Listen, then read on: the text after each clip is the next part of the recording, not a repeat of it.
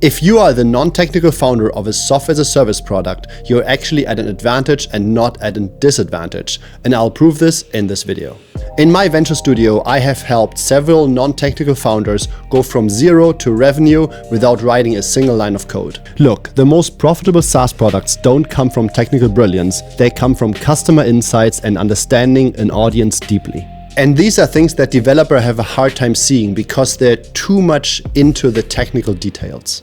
In this video, I'm going to show you how to use leverage and not luck in order to make your first proof of concept and then iterate on an MVP with a technical partner. Stick around for the technical partner evaluation section because this alone will help you save months of pain.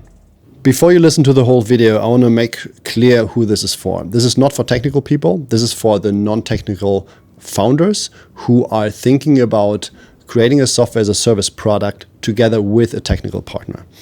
And this will give you a frame of reference of what's necessary from your side.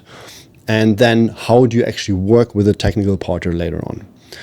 I come to this through years of experience running my first an agency and then a venture studio where we really help people like you get to success with their products. I want to talk here about having a low risk position in a software as a service by giving away some shares. This will ensure success as you have a technical partner who is interested in actually making this a success.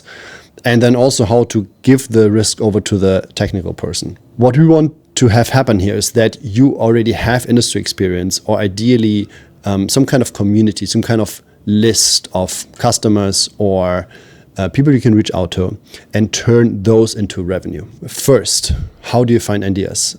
If you have a customer list or people you work with, let's say you're an agency owner or you're a consultant or you're an influencer, then you might already have ideas. I want to quickly talk about a couple of approaches how to find ideas.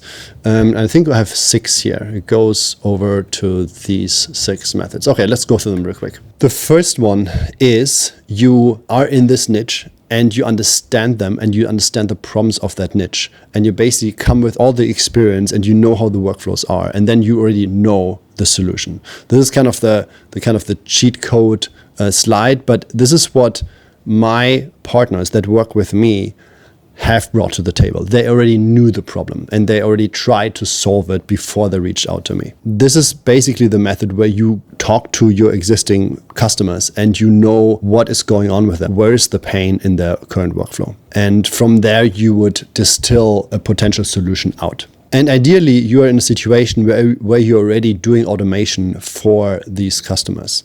And there are a lot of AI automation agencies right now, and these are perfect. If you run one of those, this is the perfect signal where you know, okay, you have set up this workflow now 20 times, 50 times, and now it would be a point to actually make a SaaS out of this. The second approach is if you already have some kind of industry group you can talk to, is you see where they're using Excel for.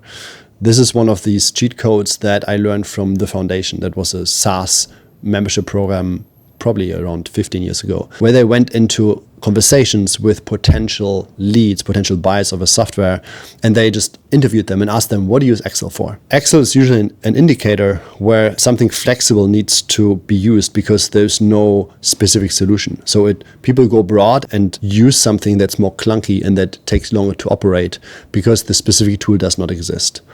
If the broad tool, in this case Excel or Google Spreadsheet or whatever, is used in order to map a very specific workflow, then that workflow can be converted into software as a service as well. And the beauty of this is that an automation often doesn't need to be a full SaaS. It could be a micro SaaS.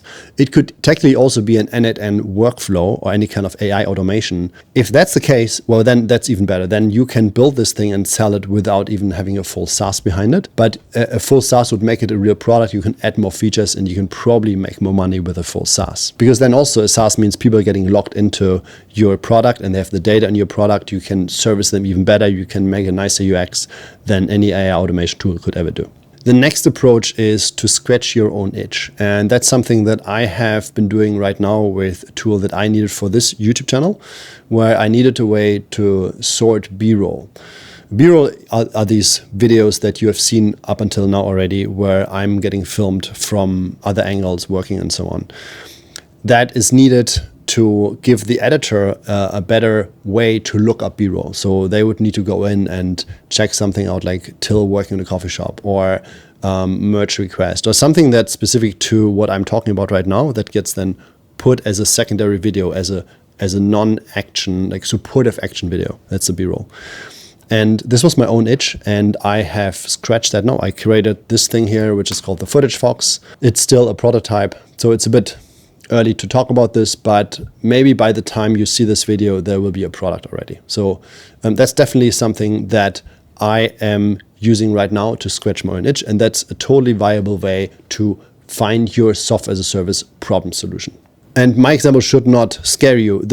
I coded this because I can code. If you have a problem like this, you don't need to code it right now. You can go first make a proof of concept. We're going to talk about this in a bit. One very important thing about software that are there to scratch your own itch: make sure that more people have this itch. If it's really just you, maybe you're just a quirky person. Maybe it's really only you having this particular problem. Also, one of the things why software developers often have a hard time creating software as a service, because they find a tiny problem they have and they make a huge software out of this. There might not be a market for that, and they're starting too fast. So this is one of the examples, again, why being a non-tech founder actually has an advantage. How do you figure out how to scratch your own itch? For example, you open your credit card statement and you see what you spend money on. This was the example by Tim Ferriss, who created a supplement company because he noticed he is actually paying a lot of money for supplements. So he created supplements, and that worked really well for him. For example, what it could be for any kind of non-tech founder is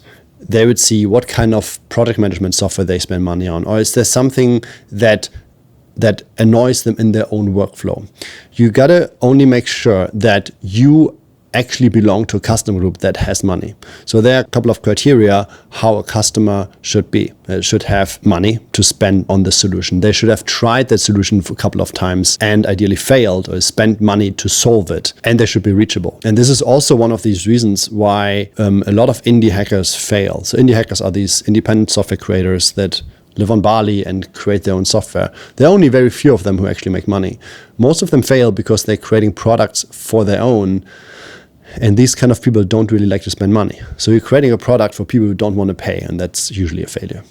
And one more thing why I think non-tech founders have a huge advantage creating software as a service, because they are not able to solve their own problems. So they see these problems all the time. A developer might just solve it real quick with some kind of commands and some kind of automation, but a non-tech founder doesn't know that or cannot do that. And there are many more people that cannot do that than there are people who can.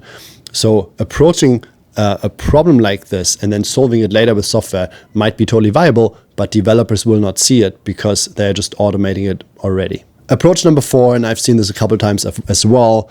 I have a friend who had an exit of a Shopify app, and now he's creating more Shopify apps. And of course, this works really well because there is a marketplace and people search for certain keywords in the marketplace, and then they find the apps and install it, and they like it, and then they pay money for this. I've seen people working in Shopify marketplaces. I have friends making mobile apps on the iOS App Store. I have friends making apps for the Slack App Store and for the Google Marketplace. All these things do work, and the big benefit is that it comes with traffic. If you know that you are targeting certain keywords, that your product gets search volume, then this might be the perfect place to start. And also, if you're niching down for a certain marketplace, that means that people are able to pay money for that. Because, for example, Slack, if you have a product in the Slack marketplace that costs, I don't know, $5 per user, well, Slack people are already paying $15 per user for Slack. So there is an inherent validation that these people have money. And then we have approach number 5. This is what we are currently doing for our B-roll management system. We are going heavily into Reddit, and we're trying to figure out what is the problem people have with B-roll. And there's just a wealth of knowledge. People have a lot of problems with video management, and they're talking about it constantly. So we're now able to have interviews very easily because these people are complaining that there's no good solution for that.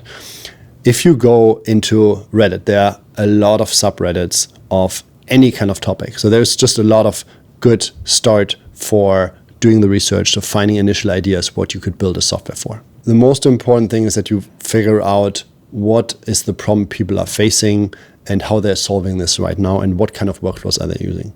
So for example, for the B-roll management, we asked them, so you use Google Drive? So okay, how do you work with Google Drive and what's the current issue? Why are you not using this kind of software? What is keeping you from doing that? And then there's approach number 6, which is the OS method. So you bundle a couple of products together. It's the harder approach, and I would not necessarily advise to go that way. But right now I have been going this way, and we're getting good traction with a product that bundles a couple of smaller sub-products together in one big funnel builder. So that's a CRM solution we are coding right now that has a lot of smaller features that you would usually glue together with Zapier and with an email management system and with the different web hosts. That all goes into one software. And this is how we're approaching this right now, and it looks very promising right now. The big benefit of this is that there's a huge moat because it takes a long time to code a solution like this. Right now for us, we're in 14 months now. Anyone who wants to create a system like this needs to put up with this development time. That's just the fact. So if you're sure that your thing gonna get bought, this might be a way as well. There's another approach which is a bit harder, but I still want to name it, which is to run ads against the landing page and then measure what people buy or if people buy and what kind of questions they have. You can do this by selling them something and then refunding it so that you can test if they actually want to buy that and if this is a big enough problem for them to spend money on. And you can also drive them into booking a call with you so that you can then extract the knowledge from them in a call. This only works if you have money to spend on ads, and it only works if your product is like in this area where they would trust something online and they don't need an offline consultation. So I've heard many times, especially in my market in Germany, that there are people who just never would buy anything online. So it needs to be a product that actually works for this case. This slide is very important because a lot of people skip this and then they reach out to a technical partner and ask them to code something for them without actually having these things right. So we need to totally make sure that you cover these bases here. What is super important after you did the validation is that you actually have an unfair advantage. If you're just a guy who did some research, you ideally need to have something more, like access to that customer group, or having a tested offer that works really well, or a couple of ads that where you know they work and you can flip your fingers and then the customers will come. Without the unfair advantage, it might be hard to pull this off. Every non-tech co-founder I have worked with, they all had some kind of edge, and I also have worked with some people who didn't have that, who just had an idea. And just having an idea, it can work if you're willing to become an expert in that area. If you are thinking this is just a cool idea, we code this out and then we sell it, it's probably not going to work. Creating a software as a service is a very hard thing to get right. And if you don't come already with these unfair advantages, it probably won't work. So make sure you have these. And just to name them again, you either have industry connections or you have a certain knowledge, a certain degree that nobody else, or it's very hard to get, for example. You have an existing audience, you're an influence of some kind, or have a customer base. You deal with a certain workflow very often and you can sell this to people who you know. This has been the case for my current SaaS that we got to 6 figures in 4 months because I was working with people who have these industry connections and have a customer list of people who just said, okay, I'm going to buy this. If you make this, I'm going to buy it. These are good indicators. And now we're coming to the building part, but you should not hire your technical co-founder yet, because before we do that, we need to create a proof of concept. The proof of concept needs to get done by you either in a vibe coding way, or you get it done by a developer who's not gonna be your next partner. They could be, but not necessarily. Get it from Fiverr, from Upwork, from some developer you know. Tell them the budget is $1,000 and not more. And then they should code this proof of concept for you. It doesn't need to be pretty, it just needs to prove the case. What does it actually mean to prove the case? Could be that your product is an API machine that does a certain transformation of data. Before my non-tech partner approached me, they already had the proof of concept done. So they came with a certain bargaining power. They could tell me, hey Till, this works. We have this basically ready to go. Do you want to do this with us? So they basically had the upper hand in negotiation, and I really respected that because they did the homework. If they wouldn't have come with a proof of concept, I might have even thought, well, they're not serious about it and maybe it doesn't even work. But they basically said, we talked to a potential customer, to a couple of ones already. They want to have it. We have the proof of concept. It actually works. do you want to code it out? So it could just be an API call. It could also be like a spreadsheet that does something, some kind of data transformation, and some people have value already, some kind of calculator of some sorts. Or it could be anything that works in Zapier or an end-to-end workflow, something that just does solves the problem in a very bad way and non-repeatable, and it doesn't look pretty. But it can show that it can technically work. I would always say it should be under $1,000 because if you go over $1,000, the developer now thinks, oh, they need to add a fancy UI and stuff. No, we don't need this. We just need this thing to work once for a certain pre-configured thing. So it's not something we can sell. It just proves the case that this works technically. The most important reason why we need a proof of concept is that we have this as leverage. We want to have this in order to show it to the initial customers and tell them it can potentially work. It's not pretty. We are making this for you now. Are you interested in buying this? With this, you can then go and shop around and tell people, I have something here. My old partner for the other software as a service that I built around 15 years ago in the relocation industry, she pre-sold our app for around 11,000 euros, and that would fund the first development iteration. This was actually quite smart. And she did this by just shopping around with a POC, basically just making up something on a piece of paper and making it look nice. So it was not even a technical POC, but it's something she could show around. So this is really the reason why we want this. It's leverage for the search for the partner, but it also shows that you have stakes, that you try things out when you talk to initial customers. And once you have that done, then you still need to go around and try to sell it. And the way you do this is by having long conversations. It doesn't mean you have like 20 conversations of 1 minute. Ideally, you have a mixture of a couple of conversations and then some deep conversations. My co-founder of one of the things we're working with right now, he said it's just really good if you have a couple of long conversations where you really figure out the workflow and the pain point of the customer base. And yeah, that's why you have the POC. You shop around with it. And it's fine if you're not able to sell it right now, but you're able to have those long conversations. The signals we want to look out for here is either they want to pay your money already, like a fee that you reserved for them for a year, or it's a strong indication that they would. It's not necessarily that they give you money. It would be great, like my old co-founder from the relocation app. She pre-sold it. That's great. It's money in the bank, sure.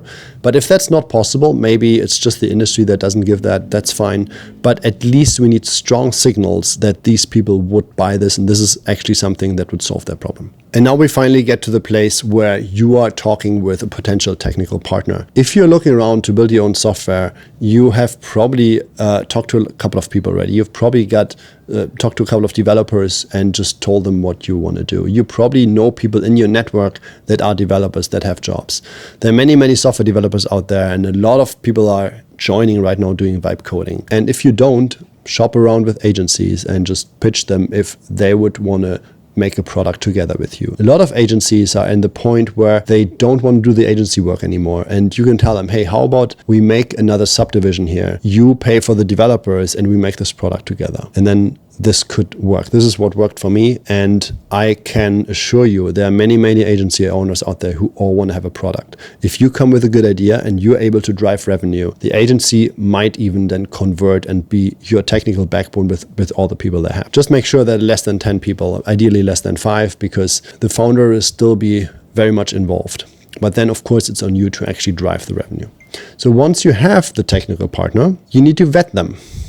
You probably have a couple of choices. Now let's go through the list of how this person should look like. Ideally, you want to work with someone who doesn't have short-term financial pressure.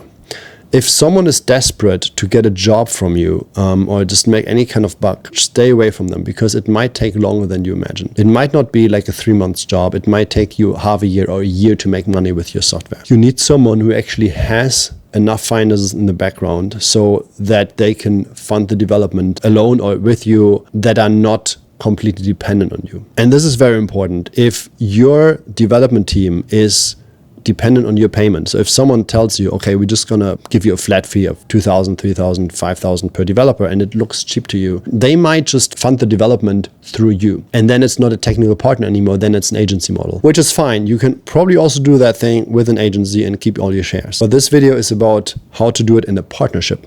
Now, if you want a partner who actually has stakes and invests and keeps the risk. We're going to talk about risk a bit later in the video. But you want someone who actually has the means to go a long way with you. And the next point that's also important, that person needs to actually want to build a product. And as I said before, a lot of agency owners want to create products and they're happy to abandon their agency. I don't know many people who actually love to run an agency. I could imagine that a lot of people would just go jump ship, and if something works, just go for a product with you together. And then this person needs time.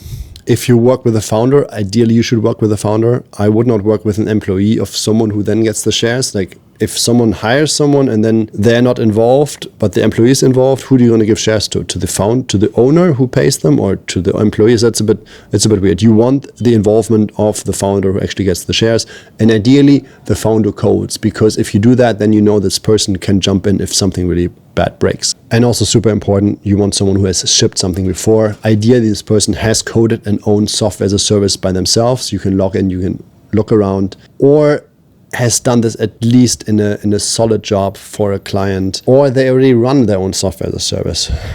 Anything here is fine, but you need to make sure that this person can actually deliver. If you're working with a young kid who just tried programming for some time, it's probably not going to work, because in order to run the software as a service, there's a lot of things needed on the infrastructure level, UX, customer support, all these things need to come together. It's not a task that a junior developer can do. Once you've found that partner and you are advancing the talks with them, there is a blog post I wrote here, and this also going to be another YouTube video on it. It's the partnership questions. You can check this out here, and you can also download the whole questions from a Google Drive here. Go through these questions and also look into my YouTube video, because this will really help you assess if that technical co-founder is the person you actually want to work with. Okay, let's talk about risk. I have a stance on risk that's maybe a bit uncommon, and it only works in a small scale. It doesn't work with like huge software as a service. And then it also determines who gets what shares. Usually in a business, the shares are aligned with the risk. So if someone puts in a lot of money, there's the risk that they lose the money. If someone puts in a lot of time, they have opportunity cost, they're at risk of losing their time. Usually there need to be some kind of balance. However, I would always say for the development, the developer should take that risk. There's a real clear reason for that. If they don't take the risk, they need to get paid for that, right? And if they get paid for the development, they don't care when it's getting shipped. It can happen sometimes that you would overpay that person, and then it's not a real co-founder, then it's just an employee who will do what you tell them to. And ideally, you want to have a co-founder who is there and goes through everything together with you and does not build an overcomplicated software. If someone has stakes and is invested in that software, this person will not mess around. They will get to the solution fast and then move on in order to complete this thing. That's why in my software products that I'm building with my partners, I always took the risk. I always coded the initial version myself. I always paid the developers to help me with that. And I don't want my partners to pay for potentially my mistakes that I'm making here. There is the way to mitigate this a bit, to say it's fair. So for example, if I'm now making a software together with a partner, at one point, I still did the investment. It's probably going to be more time than my partner did. The way we solve this is by using the first revenue that comes in and paying my development time back. This should not be the normal rate, but it could be like the half rate that I would charge for another customer or another client. We don't do client work anymore right now, but this is what I did for my last software as a service. I took our usually hourly rate, I slashed it by half, and I said, once it's done, we locked all the times, and then I said, we're going to get paid back from the revenue. And that worked really well. It was not a big payment for me, but it was enough to pay for my developer, and it was a good benefit for my own time that I put in here. As I was not making money on the development, I was also eager to complete it. So that's why you see me here holding the snake, because this is actually the thing that I think should happen. The developers should take the risk so that they are not messing around and creating something too complicated. So when you set up the partnership, just make sure you have the proof of concept ready. You have validation from users, because you need to make sure that your technical co-founder has security that this thing will work. Because you could, if you don't do this homework, you might waste someone else's time, and that's not great for everybody. And then you need to make sure that you are agreeing on all these things. And this is part of the partnership questions as well. You need to make sure that all these things are clear, who's doing what and where are the boundaries. And also, the technical partner should give you access to the code so that you know what's happening, you know who's working on it, you know how much code is getting produced, and in case this person, so there's a so-called bus factor. What if this person gets rolled over by the bus? Can you then hire another developer and continue? So that's why you should have access to the code, and the code should be documented. And those things should be done in any case. You should, of course, make a contract. But you know that contracts, they are only worthwhile enforcing if there is something of value. And those startups that are not making money yet or not making much money, usually you would never get enforced. So make sure you go through these partnership questions and have actually a partner who is really aligned with what you're doing and who is ethical. Contracts won't help you if someone is not ethical. So once you get the partnership somewhat defined, and once you get a proof of concept there and you have the validation, then you need to create an MVP. An MVP basically is the one use case you need that will solve the problem of your customers done really well. Good UX and a payment system in there, and it does the job. What this means is you're not overcomplicating it. You're not doing all these things. And I have a picture here. This is my current SaaS, and we do have a couple of things in here that we added. I just wanted to show you that these are new features that we coded after we made more than 10K per month. These are things that just we came out of the box. So there's a database management system, there's a job queue, there's some statistics system and reports. And reports I want to show you. The reports look like this. These are just SQL reports. We don't need to code anything. It's just an example of you don't need to code anything too fancy. You usually can take things out of the box and you run them. For the reporting, you don't need to code a reporting feature. You just get something out of the box and go with it. It's not great in the beginning, but it will be enough, and the developers save a lot of time. So just make sure that you just don't increase the development time by requesting features that are not important. Make sure you stick to the definition of the MVP. MVPs should be cute, an acronym for these four things. It's complete, the feature that solves the problems for the clients, that works. And this is super important. Otherwise, why would they use it? It needs to be useful, it needs to solve that problem. It's testable. That means you can actually hand it out to customers. You don't need the developer to create accounts for you. You can go in and you test this with any customer you find. They can test it, you can test it. And then it needs to be enough so that actually people want to pay for that. That's just what it is. It needs to be good enough that people pay for that, that they're not saying, okay, I can just create this workflow myself. So it needs to be somewhat nice so that people want to use it. It's not a POC, it's an MVP. And then when you create this MVP, then you give it to the people you talked to before, and then you hopefully make money. That's basically the last step. Quickly talk about common mistakes, and then we talk about expectations, and then we're done. By the way, right now it would be also great if you could subscribe to my channel, because then we see each other more, and like the video, because this would help the algorithm greatly, and I'm gonna make more videos like this. Common mistakes.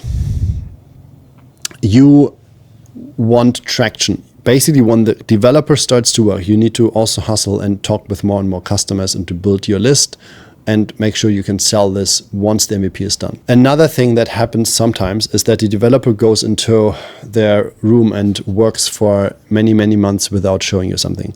That's not good. You need to be with them every week at least once and have a chat and ask what the status is and iterate on the MVP. Super important. And then an advice from my side, you as the non-tech founder, you ideally want to control the billing. You need to keep the customer relations because the developer will have all the tech.